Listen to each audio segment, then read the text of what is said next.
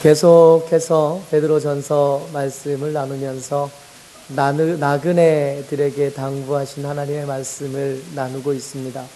나그네는 이 땅에서의 삶이 전부가 아닌 사람들입니다. 그래서 여기는 우리가 잠깐 지나가는 여행지일 뿐이고, 우리가 정말 돌아가서 살아야 할 곳은 따로 있다고 믿는 사람들, 그렇게 사는 사람들이 나그네인 겁니다. 모쪼록 저와 여러분들이 주의 은혜 가운데 나그네인 줄을 알고 사는 하나님의 사람 되시기를 주의 이름으로 축복합니다.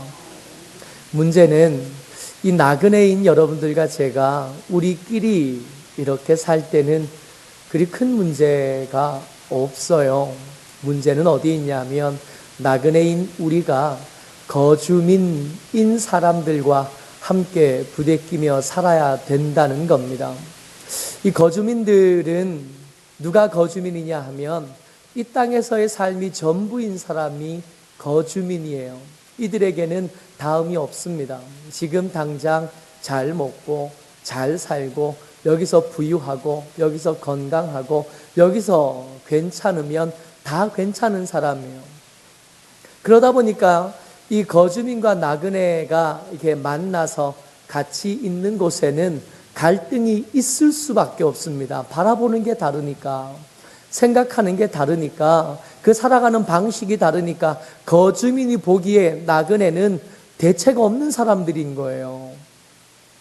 거주민들이 볼 때 나그네는 참 한심합니다. 이 사람들이 특히 없는데 뭐가 없냐 하면 경제관념이 없어요. 이 나그네들은 지금 내가 사는 것도 중요하지만 앞으로 가서 살아야 되는 그 삶이 중요하잖아요. 그러다 보니까 삶의 자원을 투자할 때 지금의 삶에 투자하는 것보다 나중의 삶, 정말 우리가 영원히 살아야 될 그 삶을 위해서 계속해서 투자할 수밖에 없거든요. 근데 그 모습을 보면 거주민 눈에는 저거 100만 원 벌어서 다 쓰고 살아도 겨우겨우 살아가는 세상을 11조 해야지, 건축원금 해야지, 감사원금 해야지, 주정원금 해야지, 그러고 어떻게 사냐고. 그러니까 저들의 눈에 볼 때는 나그네들의 삶은 이것저것 없는 중에 경제관념이 없어요. 그리고 분별도 좀 부족합니다. 옳고 그름을 분별할 때 거주민들의 기준은 지금 여기서 좋은 것이 좋은 건데, 지금 여기서 옳은 것이 좋은 건데, 그러다 보니까 힘 있는 사람들의 눈에 어떻게 보여질까? 더 많이 가진 사람들의 눈에 어떻게 보여질까 하는 것이 거주민들에게는 너무너무 중요한 기준이 됩니다. 그래서 그것이 옳은 게 되는데 나그네들에게는 그게 안 돼요. 힘 있는 사람 눈에는 이게 옳아 보여도 그 땅 가서 살 때, 우리가 정말 가서 살아야 될 아버지 하나님의 눈에 보이시기에 옳지 않으면 그거 옳다고 말해 줄 수 없게 되는 거예요. 그래서 이 거주민과 나그네가 겹쳐 사는 곳에서는 갈등이 있을 수밖에 없고, 그 갈등에 있어서 필연적으로 피해자와 약자는 나그네가 될 수밖에 없습니다. 그래서 우리는 기대해요. 그나마 교회에 오면, 나그네들만 모인다고 생각되어지는 교회에 오면, 직장생활 가운데서 혹은 학교에서 거주민들과의 갈등 때문에 지치고 힘들었고 어려웠던 우리의 마음이 나그네들 똑같은 생각하고 똑같은 것 바라보는 사람들 속에 있을 때는 좀 위로가 되었으면 좋겠고, 좀 쉼이 되었으면 좋겠고 하는 기대를 하는 겁니다. 그래서 오늘 함께 모인 저와 여러분들이 서로의 안색과 서로의 몸짓을 좀 살피시면서 서로가 서로에게 위로가 되고 또 격려가 되고 힘이 되시기를 주의 이름으로 축복합니다. 근데 문제는 가정도 아니고, 직장도 아니고, 교회도 아니고, 가정에서 진짜 문제가 시작돼요. 가정에 나그네들만 살면 참 좋겠는데, 현실적으로 우리 가정에는 나그네 아닌 사람들이 함께 살잖아요. 말씀 같이 읽습니다. 시작. 아내들아, 이와 같이 자기 남편에게 순종하라. 이는 혹 말씀을 순종하지 않는 자라도 말로 말미암지 않고 그 아내의 행실로 말미암아 구원을 받게 하려 함이니. 아멘. 지금 말씀에 등장하는 이 아내가 나 함께 사는 남편, 어떤 사람이에요? 그저 그냥 떠오르는, 내 옆에 앉아있는 그 사람을 떠올리면 말씀에 걸맞지가 않습니다. 지금 이 말씀에 등장하는 이 아내들은 어떤 아내들이냐 하면 말씀에 순종하지 않는 자, 거주민인 남편인 거예요. 직장에서도 그렇고 가정에서도 그렇고, 아니 교회에서도 그렇고 가정에서도, 아니 우리가 살아가는 어디에서도 마찬가지였는데, 가정에 돌아가서까지 이 나그네인 아내는 누구와 사냐 하면 거주민과 살아야 되는 겁니다. 그래서 제가 이 말씀 준비하면서 청년들에게 부탁을 하고 싶었어요. 아직 결혼하지 않은 여러분들, 거주민 만나면 고생해요. 거주민 말고 나그네들 중에 찾으셔요. 혹 나그네인 듯한 내 눈에도 저들의 경제 생활이 답답해 보일 수 있고 저들의 삶이 좀 막막해 보일 수 있겠으나, 그래도 나그네가 거주민보다는 훨 낫습니다. 엄마들이 고생하고 있는 것을 여러분들이 보았을 텐데 그 고생을 여러분 쉽게 생각하면 안 돼요. 여러분들이 생각하는 것보다 훨씬 더 어려웠고 여러분들이 생각하는 것보다 훨씬 더 고통스러웠습니다. 하나님께서 그 나그네 된 엄마와 아내들에게 요구하시는 것이 그 아내의 행실로 말미암아 구원을 받게 하려고 하신대요. 그냥 부탁이 올려진 것이 아니라 사명이 올려진 겁니다. 벗고 싶은 마음이 하루에 12번도 더 들었는데 차마 아버지 하나님의 기대가 놓아지지 않아서 못 벗고 지금까지 버텨낸 거예요. 다시 한번 부탁드려요. 여러분, 지금 눈에 언뜻 보기에 좋아 보이는 사람, 그 모습에 속지 마시고 제발 나그네들 중에 고르세요. 좀 못나 보여도 그 사람이 훨씬 좋습니다. 거주민 안 돼요. 거주민 골라 결혼할 때 저 주례 안 해줄 거예요. 주례사 골라서 대충 결혼하세요. 나그네들 중에 골라요. 제가 금식해서라도 기도하고 열심히 도와줄 테니까 나그네들 중에 골라서 나그네들끼리 모여 거기서 위로와 평안을 얻는 가정 세우시게 되기를 주의 이름으로 간절히 부탁을 드립니다. 오늘은 그런 기회를 잃어버린 사람들에게 나누는 말씀입니다. 이미 시작해버렸네요. 이미 철없이 천지도 모르고 아무 생각 없이 그저 거주민들과 삶을 시작한 사람들에게 나누는 말씀입니다.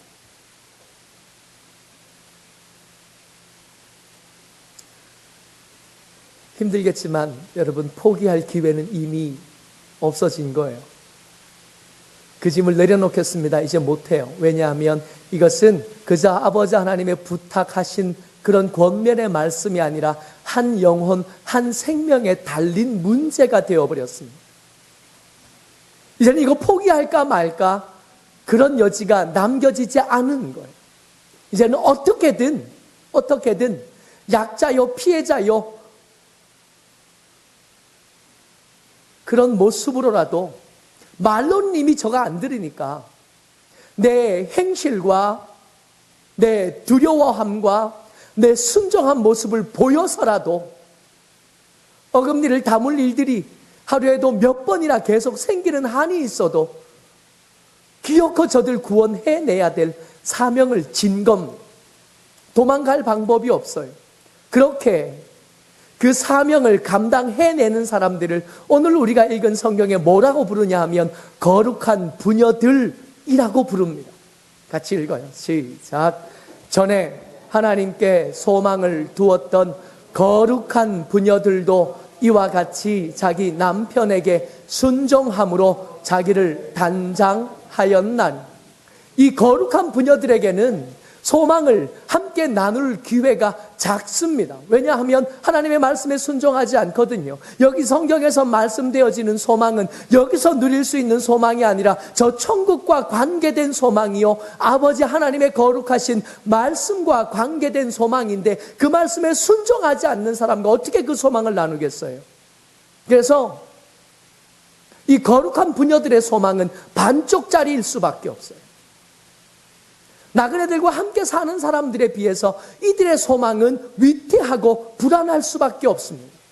그럼에도 불구하고 그 불안하고 위태한 소망 붙잡고 버텨낸 사람들을 거룩한 부녀들이라고 부르는 거예요. 그 거룩한 부녀들의 대표로 오늘 성경에서 여러분들과 제게 소개해 주시는 분이 아브라함의 아내 사라입니다. 같이 읽어요. 시작. 사라가 아브라함을 주라 칭하여 순종한 것 같이 너희는 선을 행하고 아무 두려운 일에도 놀라지 아니하면 그의 딸이 된 것이니라. 이 거룩한 부녀들의 소망이 뭐예요? 사라의 딸로 불려지는 거예요. 어떤 웬만한 일들에는 놀라지도 않고 두려워하지 않고 우리 하나님께 소망을 두고 버텨내는 사람, 그런 삶을 살았던 사라요. 여기서 좀 의문이 되는 것은 사라의 남편이 누구라고요? 아브라함이요. 아브라함은 나그네의 삶을 살았던 모든 사람들의 조상이잖아요. 말씀에 순종한 사람이었잖아요. 이 사람은 오늘 우리가 이야기를 나누고 있는 거주민이 아니라 그 거주민들 가운데서 부름받아 그 부르시는 음성에 순종해서 여행을 시작했던 나그네의 선조인데도 불구하고 그 첫 번째 나그네와 함께 살았던 사라에게 이 남편 아브라함은 그리 좋은 남편은 아니었다고요. 나그네의 삶을 처음 살았던 아브라함에게는 부족한 것이 참 많았습니다. 나그네의 삶의 첫 걸음을 걸어서 우리에게 모델이 되어준 이 아브라함에게는 충분히 나그네답지 못한 많은 모습들이 있었고, 그 모습들은 이 사라에게 상처요 아픔일 수밖에 없었어요. 75세 나그네의 삶을 시작했습니다. 75세 나그네의 삶을 시작한 이 아브라함을 주라고 부른 것이 칭찬받아야 할 만한 일이었다고요. 결코 만만하지 않았던 겁니다. 아브라함 어떤 사람이었나 말이에요. 아니, 여행을 시작하기 이전에 아브라함은 모르겠습니다만은 여행을 시작하고 난 뒤에 성경에 기록된 아브라함의 이야기만 하는 겁니다.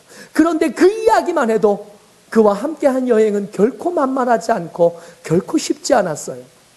여행을 시작했습니다. 하나님께서 말씀하신 땅, 가나안 땅에 도착했고, 거기서 하나님께 제단을 쌓아 예배했지만 실제적인 삶의 문제에 닥치니까 아브라함은 그 삶의 자리를 지켜낼 믿음이 아직 없었습니다. 가뭄이 드니까 가뭄을 피해서 자꾸 남쪽으로 가다 보니까 어디까지 도착했어요? 애굽, 당시의 세상을 다스리던 대제국 애굽의 변방까지 도착하게 된 거예요. 애굽에 점점 가까워지고 사람이 많아지고 분주하게 왔다 갔다 하는 사람을 보면서 이 아브라함이 걱정이 된 겁니다. 그래서 걱정이 된 이 아브라함이 아내 사라에게 부탁한 거예요. 이렇게 부탁했습니다. 같이 읽어요. 시작. 원하건대 그대는 나의 누이라 하라. 그러면 내가 그대로 말미암아 안전하고 내 목숨이 그대로 말미암아 보존되리라. 이 아브라함이 보기에 자기 아내 사라가 너무 예쁜 거예요. 자기 아내 사라가 너무 예쁘니까 이 무도한 사람들이 자기 아내를 빼앗아 가고 자기는 죽일까 봐 무서웠던 겁니다. 아니, 말이라도 내가 지켜줄게. 나를 여기로 부르신 하나님께서 우리를 지켜주실 거야. 그래 줘야 되는 거 아니에요. 남편이 뭐라 그러냐면, 내가 당신 남편이라 그러면 날 죽일 것 같으니까 누나라고 하자. 누나라고 하자. 아니 여동생이라고 하자. 아니 우리 친척이라고 하자. 우리 그냥 친구라고 하자. 사라의 마음이 어땠을까요? 내가 이 인간 믿고 여기까지 따라온 거예요 지금. 아내 되는 여러분들, 이런 기억들이 여러분들의 삶 속에서 꽤 있지요. 어떤 집사님이 저한테 얘기하시더라고요. 막내를 낳고 한 달밖에 안 낳고 아직 몸조리도 안 끝났는데 이사를 하는데 남편이 족구하러 갔대요. 남의 얘기 아니라 우리 얘기예요, 우리 얘기. 그런 남편 믿고 여전까지 살아낸 겁니다. 여러분, 이런 아브라함 믿고 애굽까지 따라온 거예요. 근데 이 아브라함이 걱정하던 일들이 진짜로 일어난 게 문제예요. 신하들이 이 여자를 보니까 너무 예쁜 거예요. 그래서 바로 왕에게, 황제에게 소개팅을 주선했잖아요. 바로가 봐도 예쁘거든. 좀 이해가 되지 않는 것은 이때 사레의 나이가 65입니다. 아브라함이 지금 75세 조금 더 됐을 거니까 10살 차이 나거든요. 아브라함이 어찌어찌 막은 게 아니라 하나님께서 당신의 계획을 이루어가기 위해서 이 바로의 침실에서 사라를 건져낸 거예요. 이 남편 믿고 사라가 산 거라고. 여기서 끝이 아닙니다. 그로부터 한 10년쯤 더 지났을 때요. 그로부터 한 10년쯤이 더 지났는데도 아직 아브라함과 사라의 사이에는 아이가 태어나지 않았어요. 여러분, 지금도 그렇지만 옛날에는 더 그랬을 거 아니에요. 부부 사이에 아이가 없으면 누가 더 죄스러워하지요? 이게 좀 이해가 안 되는데 웬일인지 여자들이 더 죄스러워하는 거예요. 거의 모든 문제가 남자들에게 있음에도 불구하고 아이를 못 낳으면 여자들에게 더 죄스러워하는 거예요. 그래서 칠거지약, 그래서 우리나라에서는 옛날에 소방 놓기도 했다면서요. 이 사례가 아무래도 제 탓 같았나 봐요. 아이가 태어나지 않으니까. 하나님께서 약속하셨는데도 불구하고 10년이 더 지났는데도 아이가 태어나지 않으니까 이 사례가 그냥 있을 수가 없어서 애굽에서 돌아올 때 얻어서 데리고 나온 몸종 하갈을 남편에게 이렇게 들이밉니다. 같이 읽어요. 시작.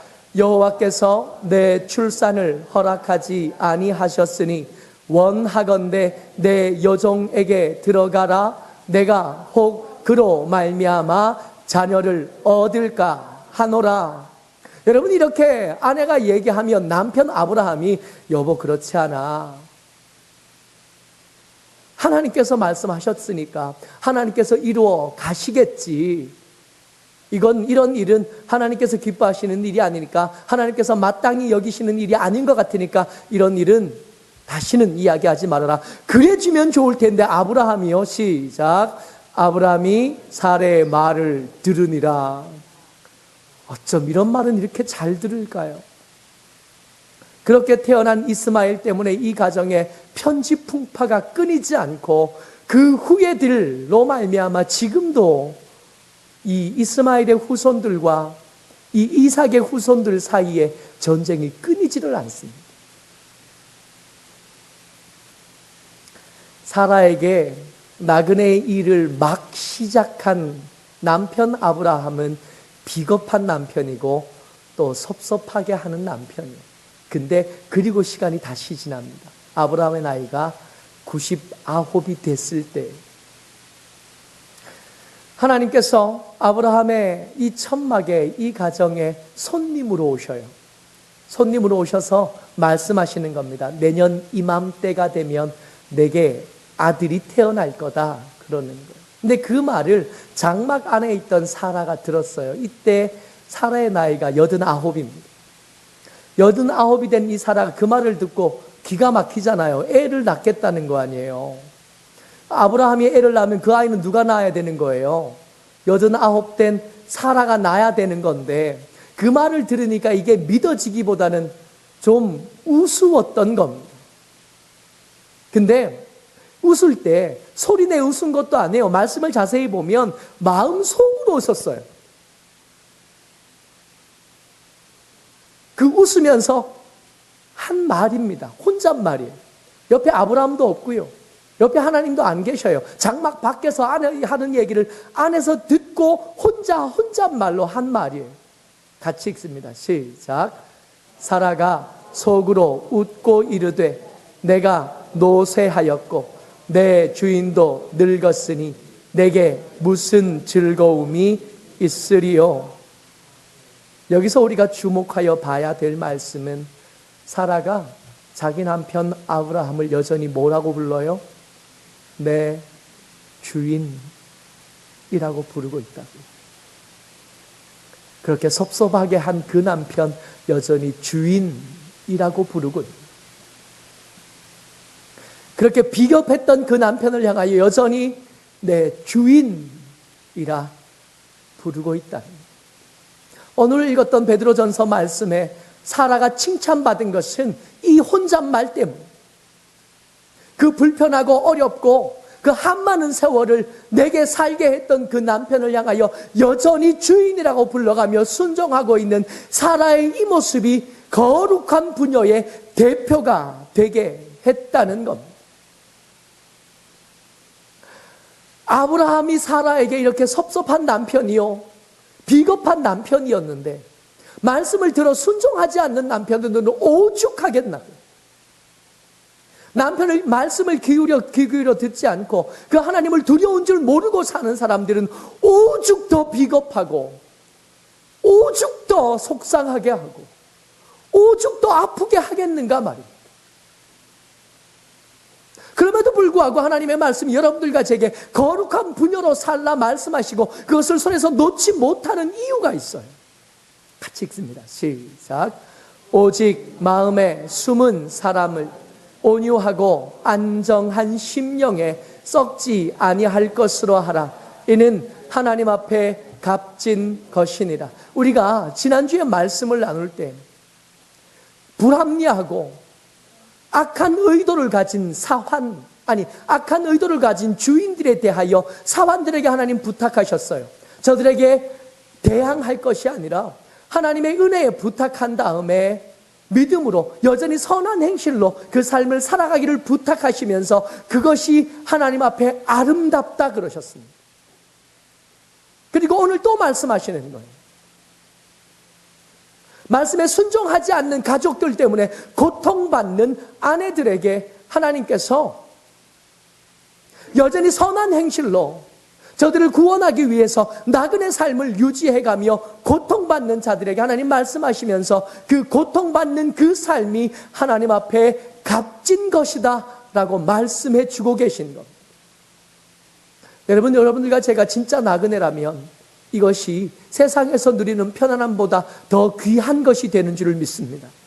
우리가 바라보는 삶, 우리가 진짜 원하는 삶이 이 땅의 삶이 아니라 저 천국의 삶이 맞다면, 그래서 우리가 나그네가 맞다면 세상에서 말해주는 칭찬, 세상에서 주는 그 보상이 전부가 아니라 아버지 하나님께서 말씀해 주시는 이것이 가치 있는 것이고 이것이 아름다운 것이고 이것이 귀한 것이라 말씀하시는 이것이 더 반짝거려 보여야 되는, 이것들이 더 소중해 보여야 되는, 그래서 여러분들과 제가 포기하지 못하는 겁니다. 생각 같으면 12번이라도 더 도망갔어야 맞는데 그럼에도 불구하고 도망가지 않고 여기서 버텨내야 되는 이유가 이것이 하나님 앞에 더 값진 것이기 때문입니다. 힘든 거 알아요. 제가 노인대학에서 말씀을 나누고 저들을 섬기면서 노인대학 어른들이 저에게 속으시는 거예요. 일찍 나가서 손잡아 주지, 반갑다 그래 주지. 그러니까 어르신들이 저를 좋아하셔요. 어르신들이 저를 좋아하시면서 하시는 말씀이, 저한테 직접 안 하시는데 하시는 말씀이 들리잖아요. 아유, 누군지 저런 사람하고 사는 사람은 참 좋겠다. 근데 여러분, 진짜 좋을까요? 제가 교회에서 꽤 칭찬받던 청년이었습니다. 꽤 칭찬받는 청년이고 사랑받던 청년이었어요. 교회가 있던 동네 근처에 저희 처가가 있거든요. 결혼할 때 교회 분들이 그랬어요. 참 시집 잘 간다. 아니, 저한테 시집 오는 사모한테 그랬다고. 저를 가르치던 목사님이 그랬어요. 좀 더 있어 보지 그러냐. 더 좋은 사람 나타날 텐데. 그랬어요. 다 속은 거예요. 여러분들이 밖에서 절 보는 모습과 집에서 절 보는 저는 다른 사람입니다.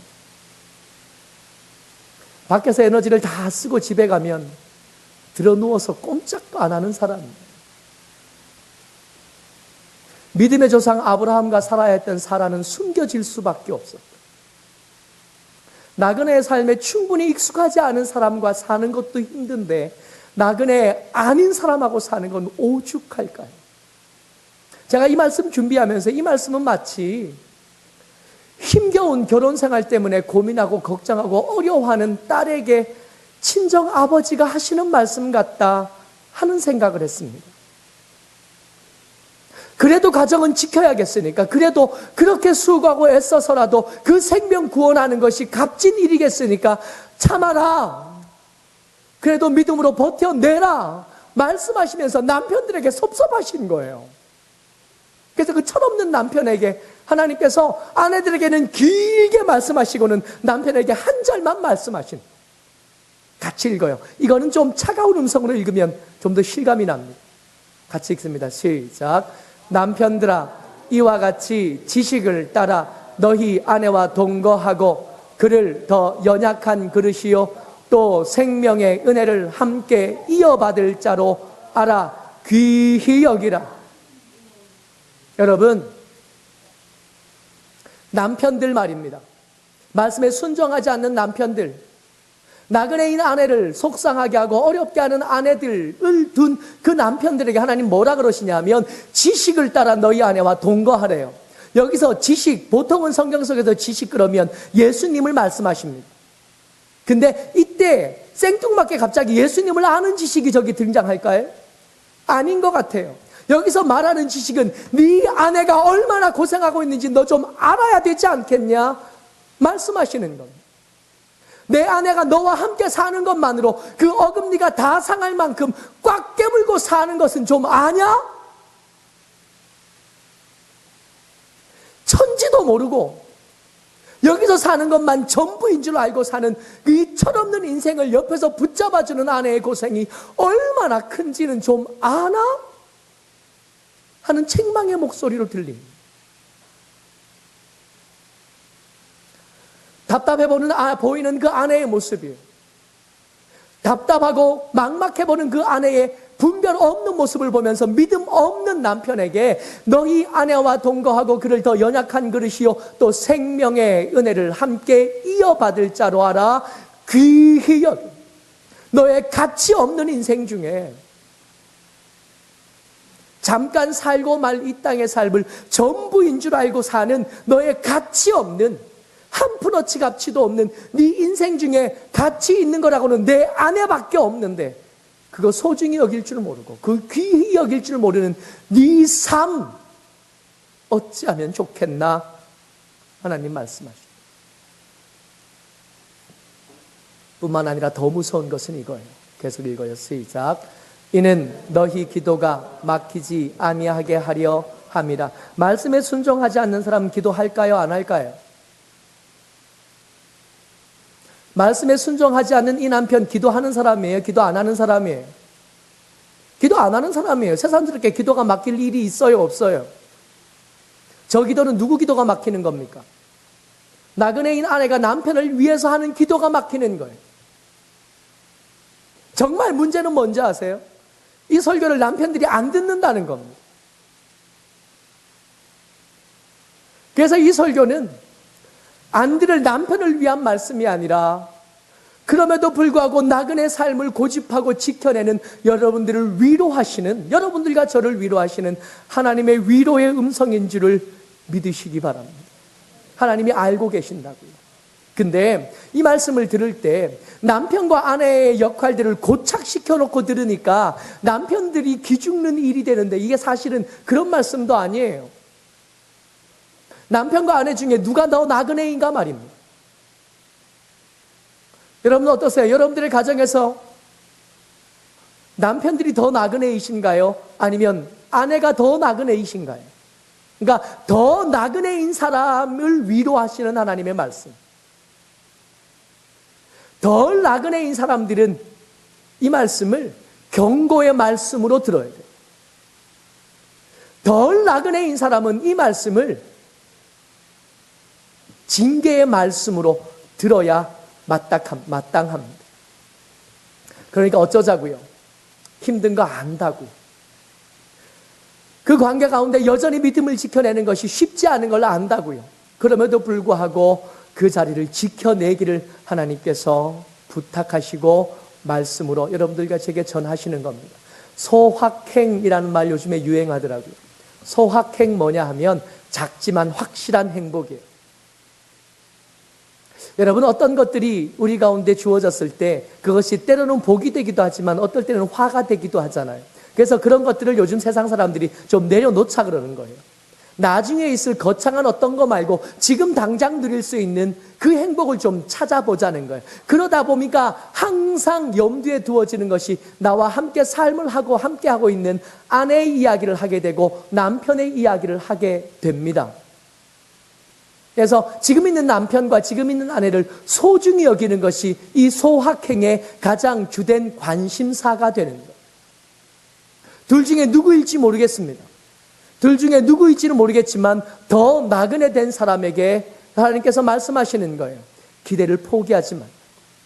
저 사람 언젠가 나와 함께 나그네가 되어져서 함께 동행할 수 있는 날이 올 거니까 그것 위해서 좀 더 참으라. 좀 더 버텨내. 나그네이신 분들 가슴에 손을 얹고 한번 말해보세요. 기대를 포기하지 말아라. 따라 하라고요. 기대를 포기하지 말아라. 거주 있는 분들은 손 올리면 안 돼요. 이건 나그네한테 하는 얘기예요. 손 올리는 사람들 부끄러워해야 돼. 있는 대로 얘기 다 있는 대로 성질 다 내고 하고 싶은 말 다 하고 그랬던 사람들은 여기서 손 올리면 안 돼요. 두 번째에 손 올려야지. 두 번째 거주민들에게. 거주민들 손 올리고 말해주세요. 시작. 소중히 여기고 귀히 여기라. 할렐루야. 어떠세요? 여러분들 거주민이세요? 나그네세요? 가만히 보니까 여기에 계신 분들, 부부가 다 와 있는 분들은 엎치락 뒤치락 하죠. 어떨 때는 내가 거주민 같고 어떨 때는 저 사람이 거주민 같고. 근데 여기에 혼자만 와 계신 분들은 여러분들이 나그네십니다. 나그네인 여러분 부탁을 드려요. 포기하지 말자고요. 저들이 변화돼 구원받을 거라는 것. 저들이 변화되어 구원받아 함께 나와 나그네로 살게 될 것. 그 기대를 내려놓으면 더 이상 그 삶을 못 살거든요. 그 기대를 내려놓고 그 사람하고 왜 더 살아야 돼요?